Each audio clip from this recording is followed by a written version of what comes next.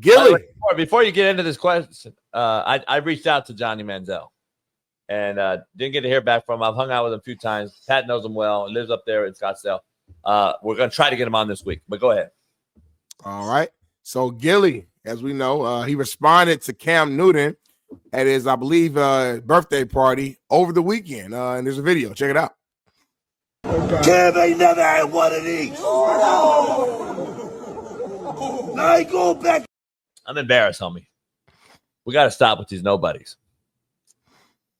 Like, only in America can this motherfucker who never busted a grape in a fruit fight hold the trophy and act as if he won it.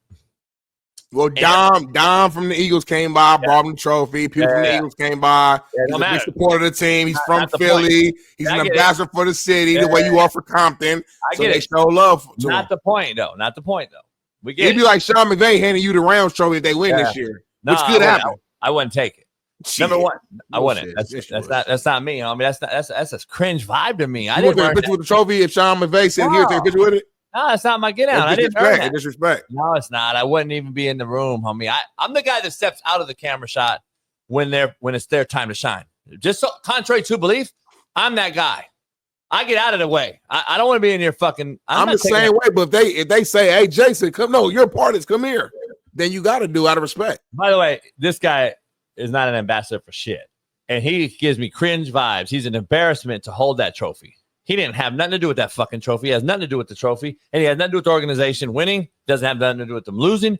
And he's making Cam Newton's point live time, real time, right here. He's making his point. You're a fucking mascot. You're the mascot. You're making his point, homie. Smitty just said you're an ambassador for the city. You're a big fan. He's a fucking mascot. You made Cam Newton's point. Cam Newton cooked you even more by you talking. Damn, that's a bar. I'm just saying, by the way, he didn't have to do shit. You cooked yourself to Cam Newton's point earlier in the day because you're nobody. Like, you're a fucking mascot, homie. And it's an embarrassment that these motherfuckers really think they could play and do what a guy like Cam Newton did. Like, this shit's embarrassing, homie. So, Smitty, to our point of this show, I don't know what's going on with him and Johnny Manziel. You're going to have to hit me and abreast me to that. So that's the next step there. Johnny Manziel saw this video, retweeted it, and just basically said, "Hey, yo, Gilly, you may be the biggest fucking loser on the planet, talking like you fucking done anything on the football field. If I see you, just know I'm going to slap the fuck out of you. Trust." And then he said, like, you know, I love $1 million worth of game. That's the name of Gilly's and his podcast. I love $1 million worth of game, but that's the corniest shit I've ever seen in my life. Can't wait for this response. Just set up the Rough and Rowdy, and let's call it a day. Rough and Rowdy is what your old boy who's come on our show used to do, I think, when he box, go in the ring and celebrity box. And then he said, last thing I see is take Jalen's dick out your mouth for a couple minutes. Pretty sure he's already got a chick, and tagged Gilly. And then Gilly did respond to this. I don't know if we got it in right now, but Gilly did like a whole little like cocaine face. Oh, we got it right here. Come on, Johnny. Out of all the motherfuckers you can fuck with, Johnny, what the fuck would make you stop at me, man? Huh? What would make you stop at that bus stop and fuck with me, Johnny? I know what it was. I know exactly what it was. Ain't no secret. You had. Is he real shit, Smitty? Funny little skit. He's clowning, so I'm just gonna look at it like talking shit.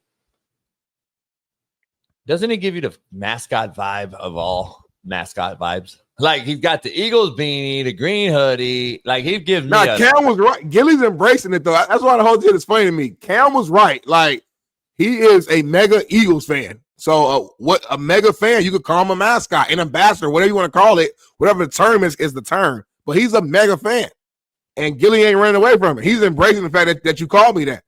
It's good. It's good for both their pay. It's good for their content. But at the end of the day, I'm with you in the sense of if you did not play the game, don't disrespect somebody who actually did it. Not only who did it at an extremely high level. Cam Newton is a guy that, like, I don't think he'll go in the Hall of Fame, but you got to have those conversations, though. Like, you got to look at his resume and at least, like, consider and looking like MVP, Super Bowl participant, all pro. Like, I don't know. He might get in. I don't know. So what I'm saying is this guy, and just beyond NFL, Cam's one of the greatest cosplayers I've ever seen. He's been great at every level. So it's like, don't disrespect the guy who's been great at something at every level, and you've never even touched the turf. That's disrespect. Yeah, I think that like he's only embracing the mascot thing because Cam cooked him and he had to. Yeah, out of embarrassment. I think he's so embarrassed that he's having to embrace it because now you go one or two ways. You either get quiet and acknowledge you got cooked, or you come out and just accept it and just use it for your lean into it. Right. And that's what I think he's doing. I think he's embarrassed because he is a mascot and everyone knows he's a fucking absolute nobody. And he continues. These other people keep coming out into our field in the space and act as if it was so easy because they're the ones that are. I always circle back to this, homie. I give no credit to Common, who's one of the greatest lyricists ever. And I like Common's lyric. He always was great. But he came out and tried to diss track Cube back in the late 90s or whatever. And everything he was talking about was the Eminem thing that you said about on 8 Mile. He kind of cooked him beforehand because he used all his shit. He used Fridays and the movies and all the movies he made. I'm like, that ain't shit. You're using the cat's resume against him. Where's your resume? Show me what you've been in. Like, that's the shit that does. I don't give you credit for that. This motherfucker, Ice Cube at the time, was the biggest thing on planet Earth as far as that space.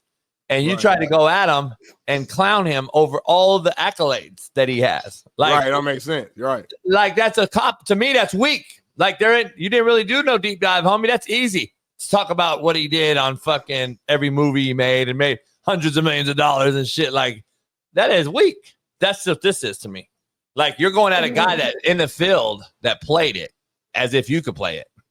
Like, you couldn't play fucking football, homie. You were a D3 basketball player, homie. That's my biggest thing. It's like, if you want to talk sports, all right, talk basketball, because at least you got a little basketball background. Or talk hip-hop. That's literally why people know you. It's like from being like hip, like that's your foundation. But don't talk football because you didn't play it. Like, again, I didn't play in the league, but I played football at a high level. You actually played professionally, so we can talk about it. We got peers and friends and people who play it, so we can talk about it. Do you like Johnny Manziel for coming out and defending a fellow player? Because we can all say what we want about Johnny and all that shit. I actually like this particular. I'm glad he came out and was like defending a player, regardless of who it was. The only thing, my only knock though, is like two sides of it. So like on one side, I'm with you. It's like he's the fellow Heisman. They stick together. You support your sport, support your Heisman. Boom, I bet. On the flip side though, as we read through the tweets, he's talking about trying to get in a boxing match. He's talking about I'm going to slap you. I'm talking about. So now I'm kind of questioning. I'm like, damn, is Johnny trying to like use this as an opportunity though for him to like make some money too though, and like use it as like a clout thing? That's the thing that makes me a little bit, because like if it was just the initial tweet and that was it, cool. But then going into like let's set up the rough and rowdy and call it a day, and it's starting to come off a little bit less authentic the more I read, if I'm being honest with you. Is it you feel me a little bit where I'm coming from? Yeah. But I'm not. But is there some deeper dive that we don't know, though? That's the only question I would have. Do they have a run-in? Do they have something going on? Because why would you go straight to that after the Cam Newton thing? That's what I'm saying. I don't know. I mean, based upon... I'm telling me, though, there's something else out there. But listen to Gilly's like response to that. He made it seem like they don't really know each other like that. Like, it didn't sound like there's some like previous beef. But I'm with you. It's like Johnny immediately went to, I will slap the fuck out of you. So I'm like, damn, like that's a... Like, you, as a man... You don't just say that unless you really mean that shit. Like, he basically said, like, it's on sight when I see you. And it's like, damn, like, is Johnny and Cam like this? To my knowledge, they're not, like, best friends or nothing like that. So I'm like, why are you going? Like, I get defending your fellow Heisman, but at the same time, like, you're going, like, the extra mile for Cam. So it's like, it just makes me question the authenticity of it the more I read along with it. That's my main issue. I think there's something deeper dive into this. Okay. And it's not just these particular people we're talking about. It's not Johnny. It's not Cam. It's not Gilly. It's the entire era we're in. And I'm not talking about age of people. I'm talking about the era that we're currently in, 2025. Right. This particular era that's led by AI social media and these streamer fucks who can sit at home, make millions of dollars, some 9-figure deals, big deals, to be absolute nobodies, to sit in behind a fucking video game, and it's become a false sense of reality. They're getting a false sense of reality because we're seeing now a lot of these guys that blew up 3-4 years ago on Twitch and all these other things who are now either in jail, dead or buried, which is crazy, or broke. And I'm like, wait up. So is it Finance 101 in school they don't know about, or is it something else? But these streamers, homie, have a false sense of reality, and it's created the Gillies, the Gillises, the fucking, what's his name? Drewskis. Look at this weirdo fuck right here, homie. Playing a video game, Smitty, has a fucking meltdown. Look at this shit. To punish the Rev Panzer. That was so insane. He played like the best round I have ever seen defensively. Goichi like, yo, my bad, bro. My bad. Oh my God, bro. I feel it for both of them, honestly. Oh my Lord. KOG, always a character. Very emotive guy, this one. Yo, he played like, I get it, man. Yo, I feel it. Dude, he put it all on the line with that last round. Seriously. He played, like, it. You cannot oversell just how well he played.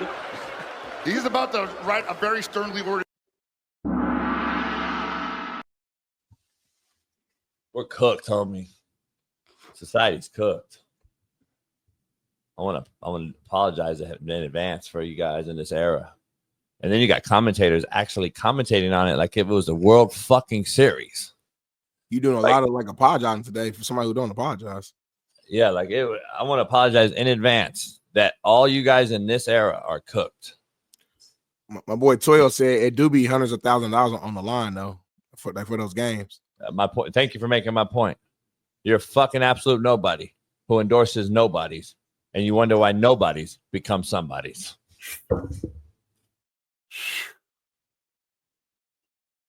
I gotta move on now. That was too deep. I can't even respond to that. I don't even know what they said. I said, I don't know. He's a lot of nobodies and somebodies, homie. If you want to see what he said, go back and watch it again. I couldn't repeat it if I had to. It's impossible. No matter how much money was on the line right now for you to say it again, you couldn't say it again. Like life on the line, gun in your head, you could not repeat what you said. So you had to be there. That's what happens, though. That's when you do that, the crow and the eagle. When you don't read from a script, you just say it. And back in the days, when I grew up, we didn't have all these cameras and stuff. So you had to be present. You had to just be there and live it, and just that's what it was, homie. So Lewis, it don't matter if there's $1 million on the line. It's gay. The whole setup. This motherfucker lost his mind over a fucking video game, homie. And you guys look at this motherfucker like he's the motherfucker that's gonna push the button to go to war. Like this motherfucker's on the front line killing motherfucker. Like, dog, stop.